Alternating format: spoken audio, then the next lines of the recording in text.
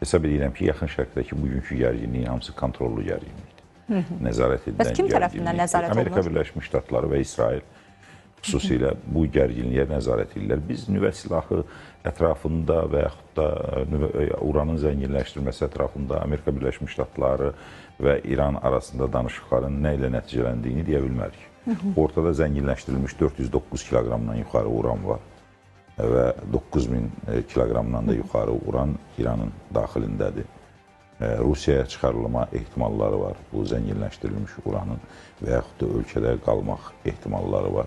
Danışıqlar bölünməkdir. Amma bir anlıq düşünək. Fərz edək ki, nüvə silahı ilə bağlı, nüvə uranın zənginləşdirilməsi ilə bağlı Amerika Birləşmiş Ştatları və İran razılığa gəldi. Nə olacaq? Sanksiyalar yumuşaldılacaq. Birləşmiş Ştatlar sanksiyalar yumuşaldarmı İran üçün? Əgər İran bugün Xarici İşlər Nazirinin verdiyi bəyanata əsaslansaq ki, biz nüvə silahı əldə etmək istəmirik və s. kimi mövqeləri ifadə etsək. Nə qədər səmimidirlər? Düzdür, siyasətdə səmimiyyət yoxdur amma... Biraz çətindir bunu demək, amma bir məsələ var ki, danışıqlar gedirsə mütləq buna cavab tapacaqlar. Mən ehtimal olaraq deyirəm ki, nüvə silahını fərz edək ki, uranı zənginləşdirilmiş uranı təhvil vermək istədi İran və yaxud da bununla bağlı bir razılığa gəldi. Nə baş verəcək? İran da bunun müqabilində istəyəcəklər olacaq. Sanksiyaların qismən yumuşaldılması, üzərində embargo və sanksiyalar olan əmlak və pul vəsaitlərinin geri qaytarılması. Xatırladım ki, 2021-ci ildə İranla Çin arasında 25 illik strateji müttəfiqlik haqqında saziş imzalandı. Baş verən hadisələr Çinin qol qanadını qırmaqdan ötürdü. Baş verən hadisələr Çinin gələcəkdə dünya liderinə çevrilməməsi üçün həm logistik imkanlara bütövlükdə nəzarət etmək, həm də onunla müttəfiq ola biləcək dövlətlərin hamısını sıradan çıxarmaqdır.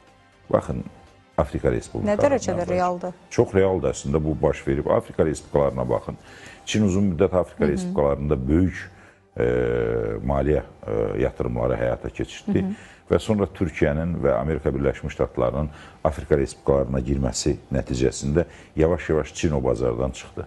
Venezuelaya ən son Maduro'nun həbsinə qədərki müddətdə bir həftə əvvəl kifayət qədər ciddi vəsait ayırdı, vəsaiti təhvildə verdi və Maduro götürüldü. Çinlə münasibətlər sistemi tamamilə Amerikanın nəzarəti altında yenidən qurulmalı oldu. Üzr istəyirəm, bütün bunların fonunda bir maraqlı məqamda yaşanır ki, sadaladığınız ölkələrdən Çin çıxırsa, Çinə tərəf qaçan ölkələr də var, Avropa ölkələri. Bu barədə sizin efirinizdə danışmışdıq. Qırmızı dəniz vasitəsilə Avropaya gələn yolun bağlanılması və Husilərin kiçik proksi təşkilatı kimi orada göstərdiyi fəaliyyət Amerika Birləşmiş Ştatlarının Qırmızı dənizə girməsi ilə və nəzarətə götürməsi ilə nəticələnir. Avropanın yolu Qırmızı dənizdən və Rusiyadan keçir. Amerika Birləşmiş Ştatlarsız Rusiya üzərində Avropa heç nə edə bilmir. Rusiyada hakimiyyət dəyişikliyi olsa və yaxud da Rusiya-Ukrayna müharibəsi bitsə, bunu Amerika Birləşmiş Ştatları edəcək və Amerika Birləşmiş Ştatlarının nəzarətində olan bir Rusiya olacaq. Qırmızı dəniz onun nəzarətindədir və orta dəhlizdə Trump yolu Amerika Birləşmiş Ştatlarının nəzarətindədir. Bu Çindən çıxan 3 yoldur. Hər 3 yol Amerika Birləşmiş Ştatlarının tam nəzarətindədir. İndi Çinlə müttəfiq ola biləcək dövlətlərin hamısı yavaş-yavaş sıradan çıxarılır. İranın əslində faciəsi ondadır ki, İran 2021-ci ildə 25 illik ən yüksək strateji müqavilə şərtləri ilə Çinlə müqavilə imzaladı. Və indi Çinlə növbəti dəfə kim müttəfiq olacaqsa, ciddi müttəfiq, İran səviyyəli, Venezuela səviyyəli, Afrika Respublikaları səviyyəli və Avropa səviyyəli, onların hamısının qol qanadı sındırılacaq.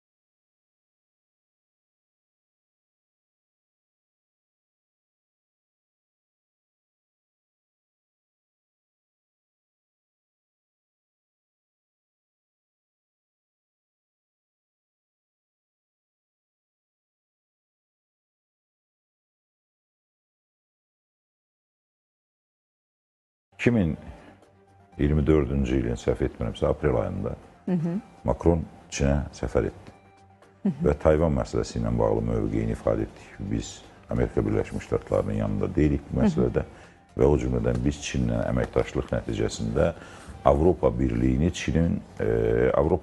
Fransa və Almaniyanın öndərliyində biz liderə çevirmək istəyirik. Gəldi, nə baş verdi? Müstəmləkəsi olan və yaxud da onun nəzarətində olan ayrı-ayrı dövlətlər hamısı üsyanlara qalxdılar və Fransanı çox pis vəziyyətə qoydular. Ardınca Qırmızı dənizdə baş verən hadisələr və Amerika Birləşmiş Ştatlarının uzun müddət Qırmızı dənizi bağlanması və 10 milyardlarla evro dəyərində ziyan vurulması. Çin burada qazana biləcəyi bir şey yoxdur. Çin hər yerdə asılı vəziyyətdədir. Biz bəzən çox şişirdirik Çinin imkanlarını. Bəli, Çin inkişaf eləyə bilər, Çin arta bilər, dünya miqyasında ümumi daxili məhsulunu tutaq ki, bugün Çinin ümumi daxili məhsulu dünyada ikinci yerdədir və 18 trilyondan yuxarı ümumi daxili məhsul var. Amma əhalisinin sayına baxın və adam başına düşən gəlirinə baxın və yaxud da məhsullarını kimə satır? Çində fəaliyyət göstərən ən iri şirkətlərin əsasını kimlər təşkil edir? Amerika Birləşmiş Ştatlarının şirkətləri. O məhsulların böyük əksəriyyəti hansı ölkələrə çıxarılır? Amerika Birləşmiş Ştatlarının müttəfiq olduğu və yaxud da özünün bilavasitə nəzarətində olan ölkələri.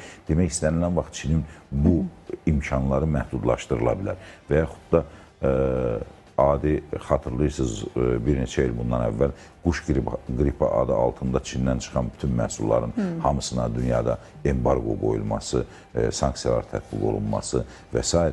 Bunlar hamısı bunun göstəricisidir. Yəni Çin bu bazarda tək başına heç nə edə bilməz. Ona görə Çini müxtəlif üsullarla enerji daşıyıcılarının və yaxud da karbohidrogen ehtiyatlarının olduğu bölgələrdən sıxışdırıb asılı vəziyyətə salırlar. Və İran, Venezuela bu qəbildəndir. Buna görə də İran ətrafında razılığa gəlməyəcəksə İran bu məsələlərdə mütləq İrana bayaq qeyd etdiyiniz o təhlükə var ki, İranı vura da bilərlər, İranda hakimiyyət dəyişikliyi də ola bilər, yumuşalmış rejim də ola bilər. Lakin bütün hallarda İran və yaxın şərqdə baş verən bütün gərginliklərin hamısı nəzarət edilən gərginlikdir, kontrol edilən gərginlikdir.